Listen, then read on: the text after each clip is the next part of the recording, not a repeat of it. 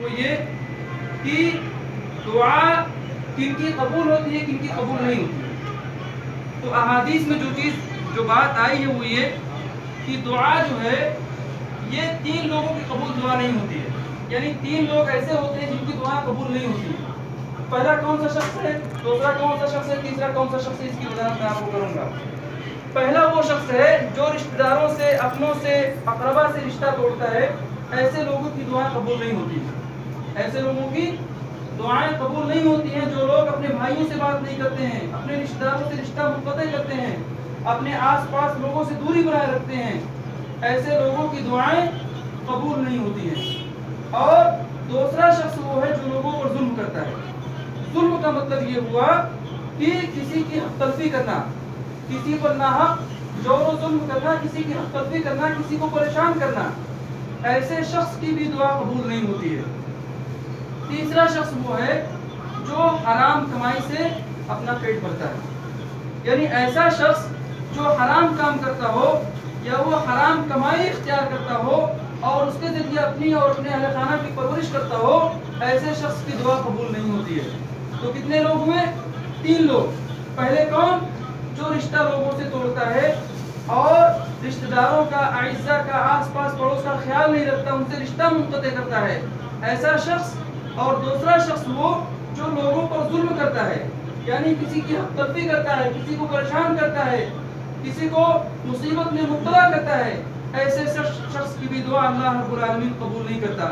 اور تیسرا شخص وہ ہے جو حرام کمائی کرتا ہے، حرام کا مال کھاتا ہے اور حرام طریقے سے اپنے پیٹ کو بھرتا ہے۔ تو اس لیے میرے بھائیوں، ہم جب دعا کریں اللہ رب العالمین کے سامنے تو اپنے آپ میں دیکھیں، اپنے آپ کو دیکھیں کہ کیا ہم یہ تینوں چیز کر رہے ہیں یا نہیں کر رہے ہیں۔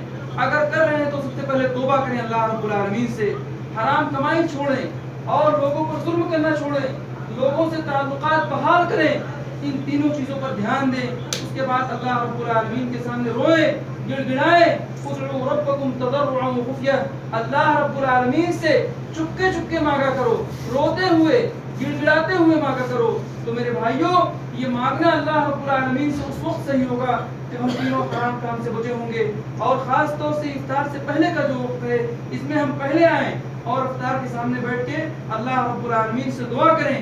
اللہ رب العالمین کو یہ حالت بہت پسند ہے کہ سامنے کھانا ہو لیکن انسان اللہ رب العالمین کی محبت میں، اللہ رب العالمین کی رضا کے لیے اس سے باز رہے اور ساتھ ہی ساتھ اللہ رب العالمین سے دعا کرے۔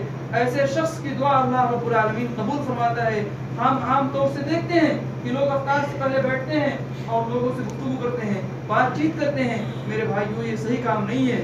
آپ کو یہ مبارک مہینہ ملا ہے، مبارک ساعت ملی ہے، تو آپ اس سے فائدہ اٹھائیے اور گناہوں سے بچتے ہوئے اللہ رب العالمین سے دعا طلب کیجیے اور ان اوقات میں دعا طلب کیجیے۔ خاص طور سے تہجد کا وقت ہے، افطار سے پہلے کا وقت ہے، جمعہ کے دن کا وقت ہے، جمعہ کے دن عصر کے بعد کا وقت ہے، اور ساتھ ہی ساتھ اذان اور اقامت کے درمیان کا جو وقت ہے۔ ان اوقات میں اللہ رب العالمین کے سامنے روئیے، گڑ گڑائیے، اپنی پریشانیوں کو پیش کیجیے، اپنی مصیبتوں کا ذکر کر کے اللہ رب العالمین سے معافی تلافی کیجیے۔ اللہ رب العالمین سے معافی تلافی کرنے سے، استغفار کرنے سے اللہ رب العالمین بندے پر مصیبت کے جو دروازے ہوتے ہیں ان کو بند کر دیتا ہے اور خوشحالی اور رضا کے دروازے کو کھول دیتا ہے۔ اللہ رب العالمین سے دعا ہے الہ العالمین ہم تمام مسلمانوں کو ان مبارک ساعات سے فائدہ اٹھانے کی توفیق عطا فرما، اور ہمیں ایسے اوقات میں جب دعا کی قبولیت کا وقت ہو ہمیں دعا کرنے کی توفیق عطا فرما اور ہماری دعاؤں کو قبول فرما۔ ربنا آتنا فی الدنیا حسنہ وفی الآخرۃ حسنہ وقنا عذاب النار، آمین یا رب العالمین۔